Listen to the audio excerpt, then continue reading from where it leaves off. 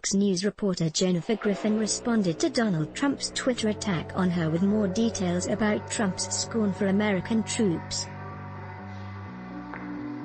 Calling them suckers was not a one-off, she said her source told her today, and she later said, "My sources are unimpeachable."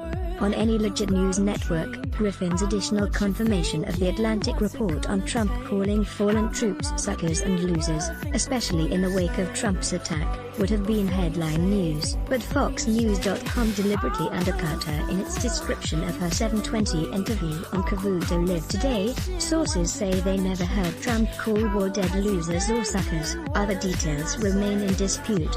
On Cavuto Live, Griffin recounted what she told anchor Brett Baier on last night's special report. Then, when asked by host Neil Cavuto about those who are disputing her reporting, Griffin added new details that further confirm Trump's disrespect for American troops. Griffin: "Well, I circled back with my source this morning and he firmly said this was not a one-off. He also said that there was no plan to visit the German war dead, and that the president did not know that Germans were buried in the cemetery in Einsmann. According to my source, he used suckers, and that term, repeatedly to describe McCain and anyone who went to Vietnam.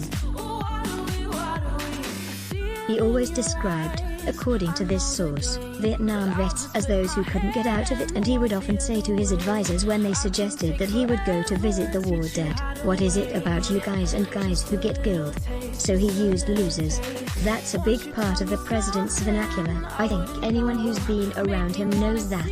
Host Neil Cavuto read from Trump's tweet, "Jennifer Griffin should be fired for this kind of reporting. Never even called us for comment, at Fox News is gone."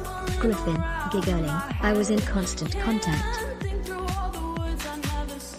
John Roberts was working his sources at the White House, I was working my sources, and we teamed up, as you saw, at the top of Brett Baier's show, and our reports were straight down the middle, as always, you know." Neil, Deep Throat was an unnamed source. It didn't make what he said untrue. "My sources aren't anonymous to me, and I doubt they are anonymous to the president." Cavuto said he didn't want her to reveal any sources, but that we only read a lot into his relative silence, meaning then Chief of Staff John Kelly, who was present during at least some of the events in the Atlantic article and in Griffin's reporting. Cavuto also noted that while former National Security Advisor John Bolton and some others have said they never heard the shocking disparagement, couldn't it be that there are more people talking about this than we know? Griffin called that plausible, that Trump may well have had conversations that didn't involve the people who are now saying they never heard such remarks. Then she doubled down again. Griffin: "I can tell you that my sources are unimpeachable. I feel very confident with what we have reported at Fox. Not every line of the Atlantic article did I confirm, but I would say that most of the descriptions and the quotes in that Atlantic article I did find people who were able to confirm." You can see how people get destroyed when they get crosswise with the president and they come out, and so people are reluctant. They've seen the way, the language that's used to describe people, and the way Twitter has been weaponized against them. And I think they just don't feel they need that kind of grief right now, but what they're saying they feel very strongly is accurate. They were there, and I'm a reporter and it was my job to report what I heard. Cavuto gave her his support. "Jennifer, you're a very good reporter, and then some.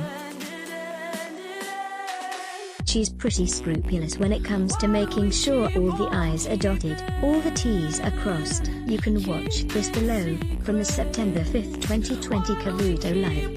Let's block ads. Why? Show your love for him. Click the link in description. Thanks for watching.